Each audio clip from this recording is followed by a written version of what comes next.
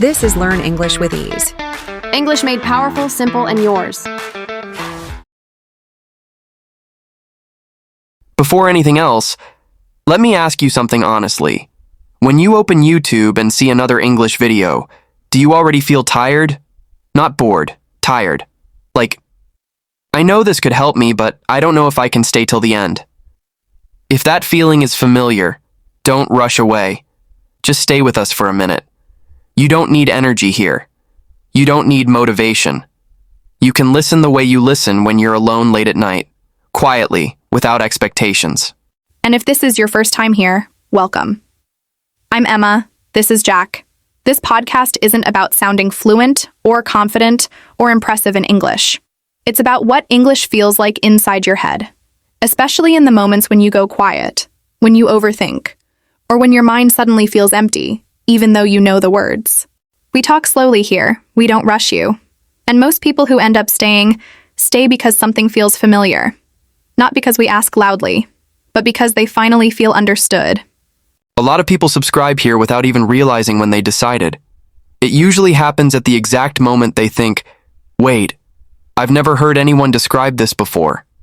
And today, we want to sit inside one of those moments.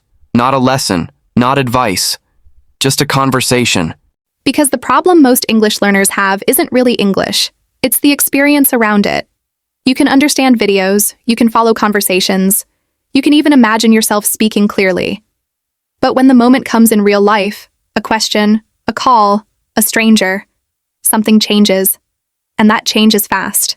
Your body reacts before your mind does. Your chest tightens. Your thoughts speed up. And suddenly your brain starts checking everything at once. Grammar, pronunciation, accent, timing, all in a few seconds. And that's usually when your mouth stops. Not because you don't know what to say, but because there's too much to protect. What makes this confusing is what happens later. When you're alone again, when the pressure is gone, the sentences come back. Full sentences, natural sentences, sometimes even better than you expected. And you replay the moment in your head thinking, I could have said that. Why didn't this come out then? That gap between knowing and saying slowly becomes painful, because after a while, it stops feeling like a skill issue. It starts feeling personal. That's when people quietly change how they see themselves. They stop saying, I'm learning English, and start thinking, I'm just not good at speaking. And without realizing it, they begin organizing their life around silence, avoiding calls, avoiding situations, avoiding moments where English might suddenly appear, not because they don't care, but because caring has become exhausting. Somewhere along the way, English stops being a language. It becomes a measurement of intelligence, of confidence, of worth. Every sentence feels like it represents who you are as a person. And when a language carries that much weight, your brain doesn't treat it like communication anymore. It treats it like risk. That's why watching English feels easy, but speaking feels heavy. Watching is safe. You're invisible. No one is waiting. No one is judging. But speaking means exposure, and exposure activates something very old inside us. The instinct to protect ourselves. So your brain simplifies. It shortens. Sometimes it shuts things down completely. Not because you're weak, but because you're human. This is also why practice more doesn't fix everything, because the problem isn't missing information. It's that your body doesn't feel safe while speaking.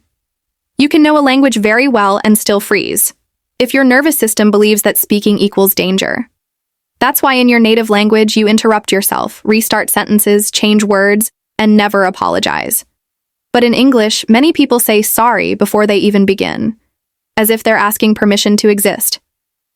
The more important English becomes to your future, your job, your studies, your identity, the harder it gets to speak it naturally.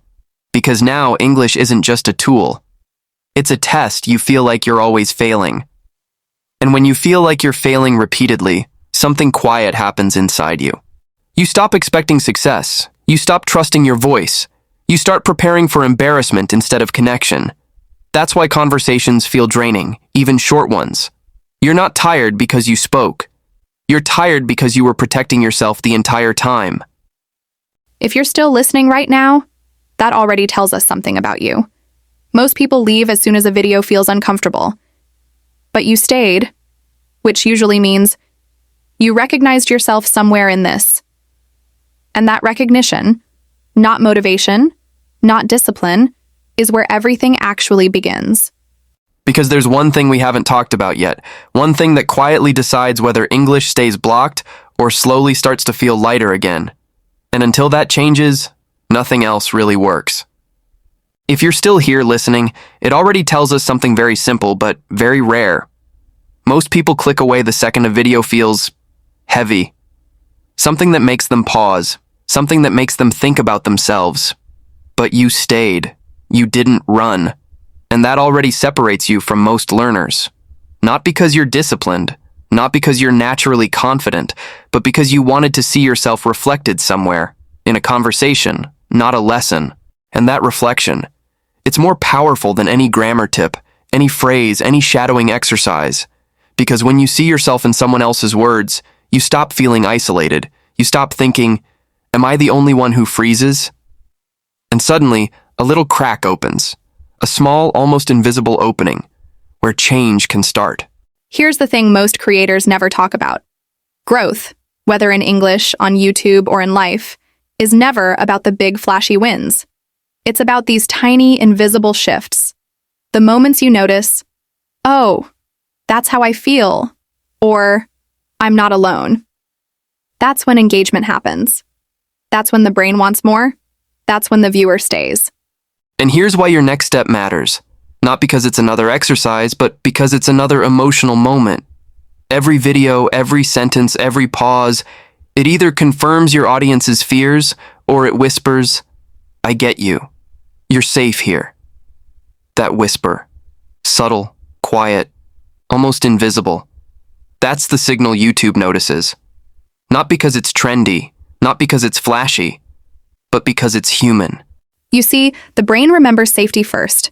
It remembers recognition second. And anything that feels like validation of your inner experience sticks longer than anything else. That's why small channels with honest voices outperform huge channels with generic advice. Because connection is remembered, tips are forgotten. Because when you start here, with recognition, not correction, everything else begins to unfold naturally. The confidence, the fluency, the courage to speak when before you stayed silent. And the best part? You don't have to force it. It comes quietly, almost unnoticed, but persistently. And the same applies to your channel, your English, your growth in 2026. You stop chasing trends. You stop chasing perfection. You stop trying to prove anything to anyone. You start creating moments where people feel seen, heard, understood, and those moments compound. Slowly, surely, emotionally. This is also why we don't rush endings, because endings that feel complete are dangerous. They relax the brain. They tell the audience, I get it now, that's enough. And a relaxed brain scrolls away, but an open ending, soft and unfinished, that keeps people circling back, waiting, curious, engaged. That's exactly what you just experienced here. The conversation doesn't fully end, because life and English and confidence, they don't fully resolve in one episode. They unfold slowly, in moments, in repetitions, in subtle victories you recognize only later. And if this episode resonated, even a little, the invitation is simple. Stay. Subscribe if you haven't yet. Come back when English feels heavy again. Comment if something here mirrored your exact feeling. That small action, your recognition made visible, isn't just engagement, it's the next emotional step. Because when you do that, you start participating in the same growth you've been craving. Not by forcing English to come out perfectly, not by copying someone else's style, but by letting the conversation meet you exactly where you are, frozen, anxious, thoughtful, human.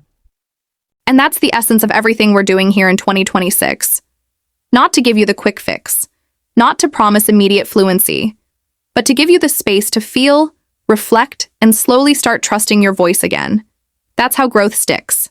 That's how channels grow. That's how you stop freezing, without pressure, without pretense.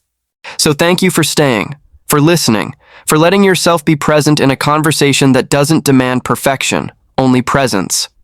That choice, your patience, your attention, is more important than any exercise you could do alone. And when you're ready, the next conversation will continue, gently, slowly, and honestly. But until then, remember, growth isn't loud, confidence isn't flashy, and English isn't just a language. It's a reflection of how safely you allow yourself to be heard. We'll be here, same voices, same honesty, same space. Because learning English in 2026 isn't about rushing to speak. It's about feeling okay while you do. Thanks for being here, and until next time, just stay. See you in the next conversation.